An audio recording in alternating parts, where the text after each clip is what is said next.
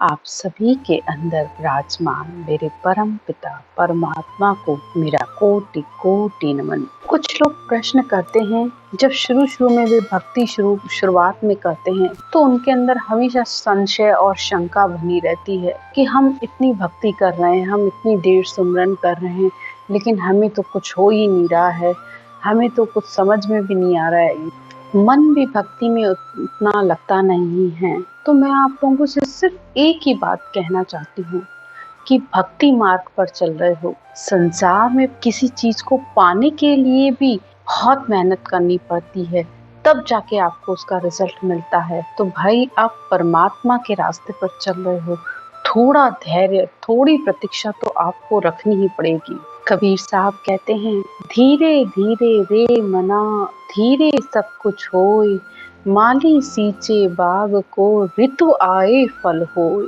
जब किसान भी सारे वर्ष मेहनत करता है ना खेत में, तब जाके जब वह ऋतु यानी मौसम आता है तभी फल आता है। तो भक्ति भी कोई आसान चीज नहीं होती है कि आज आपने की और कल आपको उसका रिजल्ट मिल जाए।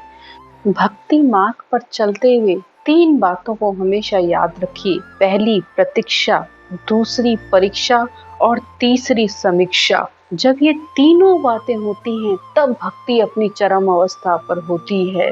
तो सबसे पहली बात प्रतीक्षा यानी धैर्य। तो भक्ति मार्ग पर चलते हुए सबसे पहले तो आपको अपने अंदर धैर्य लाना पड़ेगा, प्रतीक्षा करनी पड़ेगी। परमात्मा प्राप्ति के लिए चल रहे हैं, परमात्मा को अपना प्रेम, समर्पण भाव और विश्वास रखिए।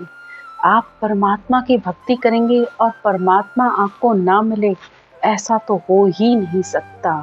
अरे संसार में कितने उदाहरण भरे पड़े हैं कि जिसने भी प्रभु की प्राप्ति करनी चाहिए, लगन से परमात्मा की भक्ति किए, उसे अवश्य परमात्मा की प्राप्ति हुई है।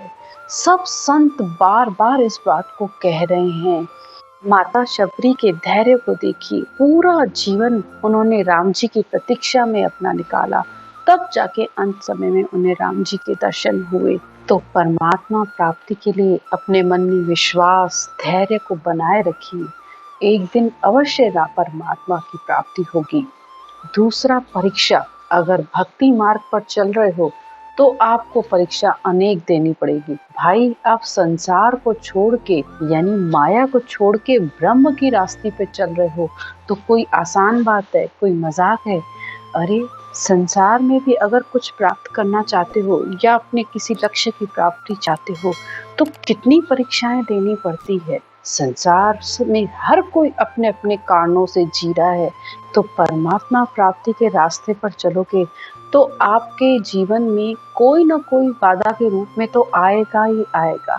चाहे वह संसार में आपका परिवार हो, आपके बच्चे हों या आपका धन संपत्ति, कोई भी तो वह आपके बीच में आएगा ही आएगा। तो यही तो परीक्षा है कि उस परीक्षा के समय में आप अपना समय कैसे निकालते हो, कैसे परमात्मा प्राप्ति में अपने मन को लगाए रखते हो।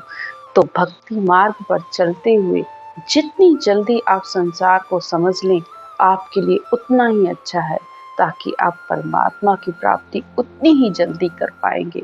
तीसरा है समीक्षा यानी आत्मचिंतन। उसे रोज करना चाहिए कि ये जीवन आपने पहले कैसे जी रहे थे, अब कैसे जी रहे हो। भक्ति मार्ग पर चलते हुए अगर आपके अंदर बदलाव नहीं है, आप जैसे पहले थे अभी भी वैसे हैं, तो कहीं न कहीं कुछ गड़बड़ है, आप ये मान के चलिए।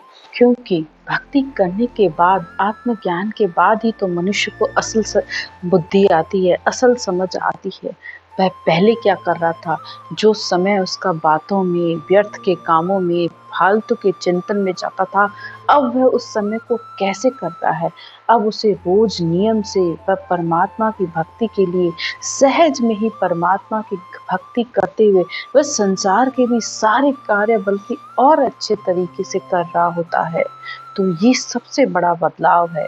और उसके बाद संसार में अगर कोई सुख आए, दुख आए, तो वह उसका उस समय वह क्या करता है, किस तरीके से उसका निवारण करता है। अगर कुछ छोड़ना पड़े तो उसके अंदर छोड़ने की हिम्मत आनी चाहिए, और कुछ पकड़ना पड़े तो पकड़ने की भी हिम्मत होनी चाहिए। तो अपनी समीक्षा यानी आत्मचिंतन हमेशा करते रहना चाहिए। अगर भक्ति के बाद अगर आप अपने पर ध्यान नहीं देते हैं, अपने अंदर बदलाव नहीं महसूस करते, तो फिर भक्ति का क्या फायदा। जैसे आप पहले थे और वैसे ही अभी हैं। तो आपको सोचने और समझने की जरूरत है कि मैं क्या कर रहा हूँ। तो भक्ति मार्ग पर चलते हुए अपनी परीक्षा, अपनी समीक्षा और प्रतीक्षा, ये तीनों चीजें मनुष्य को चाहिए होती हैं। तभी भक्ति अपनी चरम अवस्था पर पहुंचती है। आज की चर्चा यहीं तक। राम।